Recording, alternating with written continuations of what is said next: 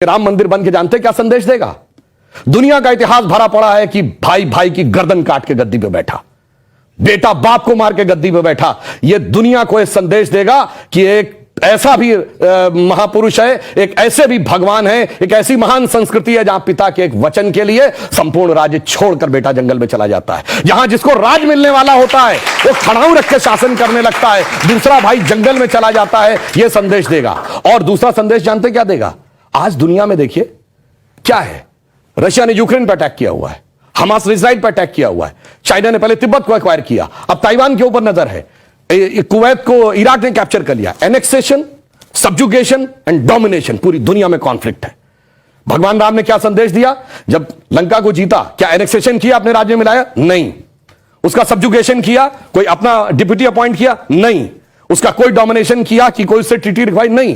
कहा भाई अपने अपने धर्म का पालन करो, बस हम इतने ही में करते हैं। तो पूरी दुनिया को जियोपॉलिटिकल संदेश अगर कोई देगा तो वो ये देंगे। और मैं एक बात और कहना चाहता हूं, जो आपने कहा राम शब्द का अर्थ जानते क्या है? रम धातु से बना है। जैसे आपने हिंदी में और संस्कृत में शब्द सुना होगा रमणीक स्थान, रमता जोगी, यानी जिसमें चीज सेटल हो।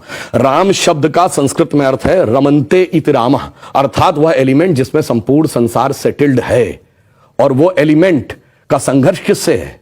दशानन से, 10 मुख वाले रावण से, उसकी 10 इंद्रियों की बहिर्मुखी पिपासा से। और राम उत्पन्न कैसे होंगे? राम के पिता क्या नाम है? दशरथ। तो 10 इंद्रियों को रखेंगे तब भगवान, तब डिवाइन एलिमेंट आपके अंदर उत्पन्न होगा। Extrovert tendency of all the 10 senses को डिस्ट्रॉय करेगा और धर्म स्थापित होगा। जब ये कहने लगते हैं ये राम वो राम, तो मुझे जानते क्या नजर आता है? वही बच्चों को एलिमेंट्री पढ़ाया जाता है 1 2 3, फिर आगे जाके वो फ्यूचर में एमएससी मैथमेटिक्स भी करता है, बैलिस्टिक इक्वेशन भी बताता है। पर ये कहेंगे नहीं वो बैलिस्टिक इक्वेशन है तो फिर तो 1 2 नहीं पढ़ाना चाहिए, क्योंकि वो तो अलग है। मैं पहले भी उदाहरण दे चुका हूं। 4 - 3 = 1 होता है। आप सब ने जब क्लास 2nd 3rd में एडिशन सब्ट्रैक्शन सीखा, अगर आप 3 - 4 करते टीचर डांट देती थी, बेवकूफ ये नहीं पता कि 3 - 4 नहीं हो सकता, पर 3 - 4 होता है -1। ये बताएंगे -1 का स्क्वायर रूट होता आई, जो सारी बैलिस्टिक इक्वेशंस का मेन अंग। तो उस लेवल पे पहुंचिए तो समझ में आएगा जिसको आप कह रहे हैं बचकाना है वो कितना आलीशान है, ये जाके समझ में आएगा। डॉक्टर कलाम से पूछिए तो -1 के स्क्वायर रूट का अंतर समझ में आएगा। तो राम की कथा बहुत गहरी है और इसीलिए रामचरितमानस क्यों लिखा है? राम के चरित्र को मन में धारण करिए।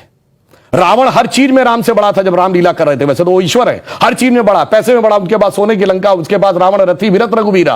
अगर देखा जाए पावर में उनसे ज्यादा बड़ा, 10 आदमियों की ताकत उसको, उनसे बड़ा पंडित मुस्सा जोधा और ना कोई दूजा है। अपने शीशों को काट काट शंकर को मैंने पूजा है। वो कहता है इतने बड़े पुजारी तो राम भी नहीं थे। फिर किस कारण से वो हार गया? चरित्र में राम बड़े थे। इसीलिए तुलसी ने कहा रामचरितमानस। और चरित्र की याद दिलाएगा यह मंदिर, जो सिर्फ भारत के लिए नहीं पूरी मानवता के लिए श्रेष्ठतम मानवीय मूल्यों का प्रतीक होगा। इसलिए 21वीं सदी का महान भारत बगैर राम मंदिर के संभव नहीं था। इसीलिए अमृत काल के उषा काल में राम मंदिर उभर